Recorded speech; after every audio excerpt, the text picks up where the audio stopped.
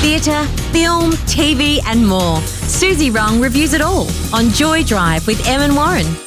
Suzy Rong, welcome back to Joy Drive. Happy Lunar New Year. Happy Lunar New Year. Happy Year of the Rabbit.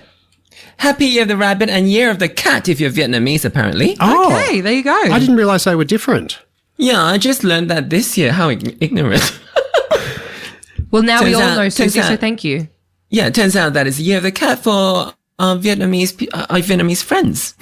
So hopefully it's going to be a year of great prosperity and just fantastic health for all of us. Fantastic. Here's to that. We spoke to the CEO of the Chinese Museum here in Melbourne and had our, what would you call it?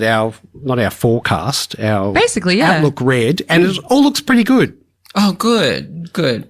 Now, Hopefully we will keep improving from the last few years. yeah, definitely. Speaking of good, Suzy, what did we watch this week? As if running a laundromat isn't hard enough work, Evelyn's small family business is being audited by the tax office. Her elderly father requires all-day care, her daughter Joy is dating a woman, and her marriage to Waymond is on its last legs. Life is very hard for this middle-aged Chinese-American woman, but fortunately, all is not what it seems. Evelyn discovers that she exists in and between parallel universes, that there are infinite iterations of her life, and she only needs to know how to jump between them and learn all the big lessons in order to cope with the challenges that inevitably surface. Everything Everywhere All at Once is a multi-award winning film starring Michelle Yeoh and Ke Huy Quan, now streaming on Binge and on Amazon Prime. It is an action-packed kung fu film with big laughs and big emotions, full of drama and intrigue that takes us on a roller coaster ride that ends up somewhere decidedly zen. There is quite literally an infinite number of things happening in Everything Everywhere, but for queer viewers, the story of young lesbian Joy will no doubt leave an impression. Many of us will relate to Joy's disintegration into a state of complete despondency, and some of us will have a great appreciation for all the hot dog fingers and butt plugs making bizarre appearances throughout. Everything Everywhere was my favorite film of 2022. It is fabulously cinematic and deeply stirring. Not only is it able to say some meaningful things about existence on this plane, it is a brilliant tribute to Chinese filmmaking and to the underestimated film legends who give it the performances of their lives. Em and Warren, was it an intense ride for you?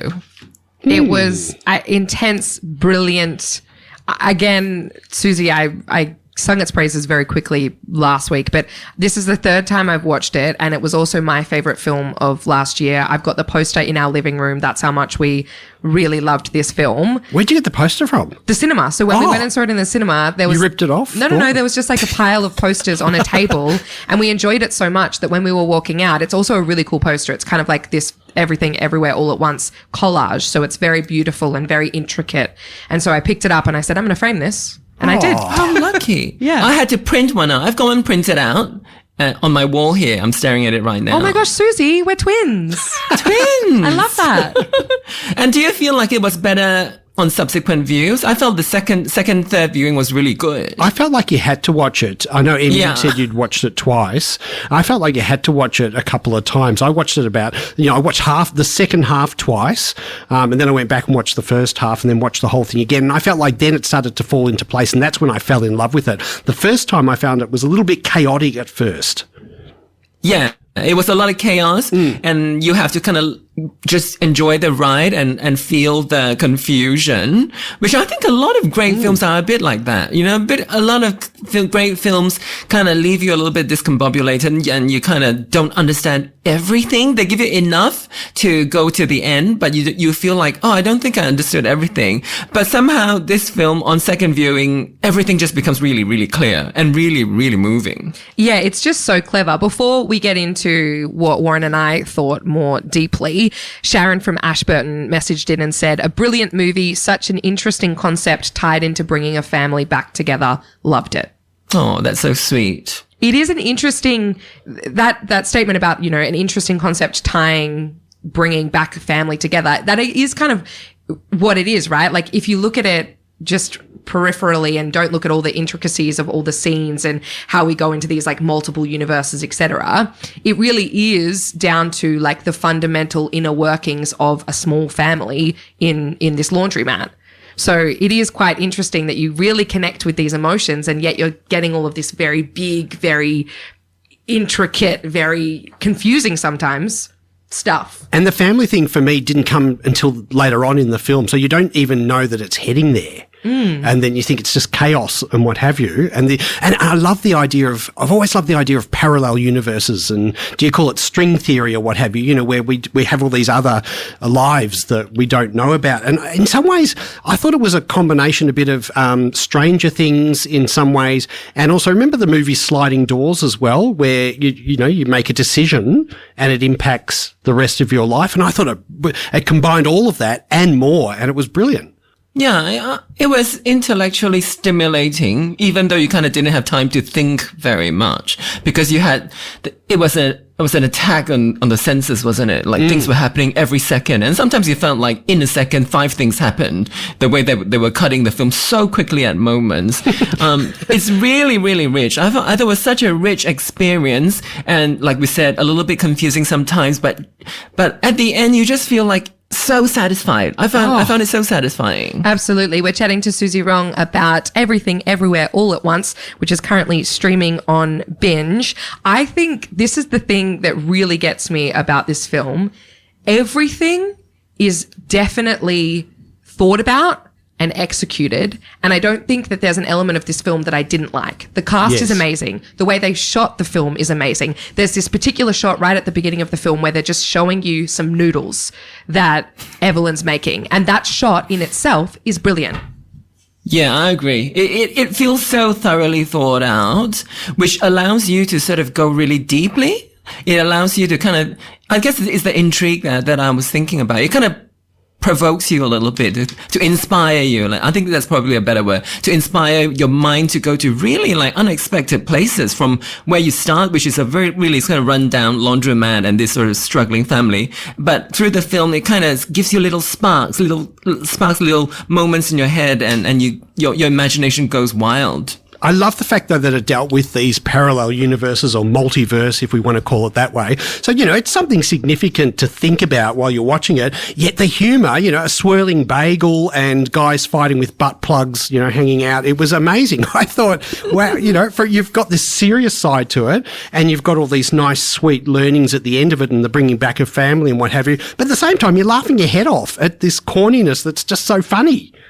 Yeah. They dealt with, I think corniness is a good word for it. They use the corniness in a way that somehow felt sophisticated or something. You don't feel like it's corny. Yeah. But it is kind of obvious at the same time. Yeah, as I said, like every element, like even the fact that is how the humor hits and translates with audiences, brilliant.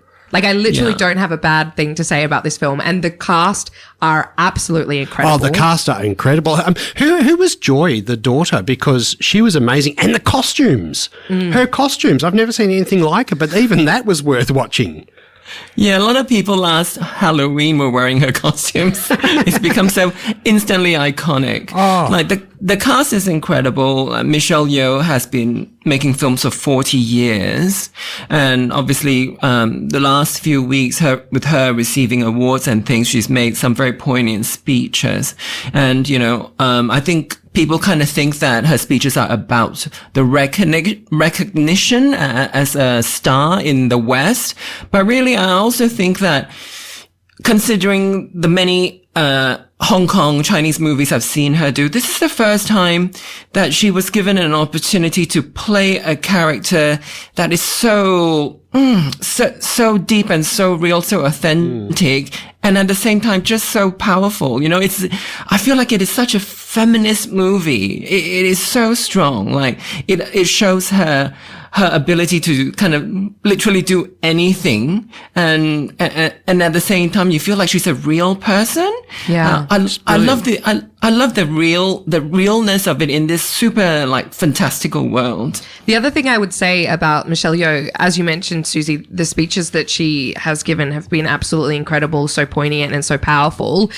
She's just such a powerful woman. So when I found out we were watching this film this week, I actually went back into a back catalogue and started watching a few Michelle Yeoh films just because I think she's brilliant. And I watched Police Cop, or like Police Story, 3 or something, Yeah. with Jackie Chan. And as you mentioned, this character, she's brilliant in the sense that she does all of her martial arts stuff and all of the stunts and stuff herself, which is absolutely incredible and awe-inspiring. Absolutely. Which she was doing and has been doing for, the 40 years in the industry, as you mentioned, Suzy. But it is really, really cool to see her in this role where she absolutely shines and has that substance and that power, not only in the physicality, but also in the, expression of this person's journey. Yeah, but obviously I'm used to seeing her doing all the action stuff. I'm not used to seeing her do that level of emotional intensity and not like in a melodramatic way, the way she connects with her daughter. Oh my God. I'm like crying so badly, sobbing so badly. It just feels so real. And I guess from our queer perspective, those are very either familiar moments or things that we want to see from our family. It spoke to me very intimately. We are talking with Suzy Rong about the movie Everything Everywhere All at Once, which is currently streaming on Binge. I really liked Jamie Lee Curtis in it, the taxation lady. I thought she did such a great job. And in fact, everyone in it was really good. I think, who was your favourite character? Was it Evelyn? Yeah, I would say. See, I liked Wayman. Oh, literally, they're all brilliant. Yeah. That's the thing. This is the thing about this film. And I think, Suzy, I'm sure you probably agree. Every element, I've said it once, I'll say it again. Raccacoonie. Every element works. Even the Raccacoonie. Raccacoonie was brilliant. It works. Yeah. They managed to tie in all these crazy, in a way, sort of random ideas. But in this multiverse, everything works, and somehow they present it in a way so that the viewer's minds, the brain, somehow can piece it all together and make it work. Especially on the second viewing, I think. My favorite character certainly was Evelyn. I see like my mother and I see myself. It's so great. And, to see Ke Huy Quan play the Wayman character is great because I haven't seen him since he was a child actor. And to see him do so well. Yeah. And to see him do so well and you think, wow, they wasted 20 years of his abilities because he shows how much he can contribute to, he can bring to a film. Like, he's got so much versatility and so much power. And you think that, I haven't seen you for 20 years, but all this time you were just there, living somewhere with all this ability. And I mean, his character in the film itself, you're watching it and he's portrayed as being the kind and sort of, in some ways a bit weak, I suppose, compared to Evelyn. But then, it all comes out in the end, doesn't it? And we won't spoil the movie, but I loved it. But one thing I am going to spoil is Raccacoonie telling us that no one is alone. Oh. Really, really beautiful moment, actually, which is hilarious. I loved it. Look, another 10 out of 10, Suzy. Yep. That's 2 from 2 the last 2 weeks. 10 out of 10, this one for sure. Yeah. 100%. My only advice is if you are watching it, don't get so confused with all the action and everything. Just sit back, like Suzy said and like Em said, and just watch it and let it go. And don't worry, it will all come together. Exactly. And wait for the rocks to start talking. Oh my gosh. Loved it. Where is our spinning bagel? I'm like sitting there crying, watching rocks talking. We all were. And that's a sign of a good movie. Exactly. If rocks talking can get you crying, Suzy. Yeah, it's so wild. What's our homework for next week? It was all over the news late last year when it was confirmed that Velma from Scooby-Doo is indeed a lesbian. Next week, we look at this new chapter of her biography in the fun-filled animated series aptly titled Velma. Watch it now on Binge. Fantastic. See you next Tuesday. Thanks, Suzy. Bye. It's Suzy Rong, and you can catch Suzy every Tuesday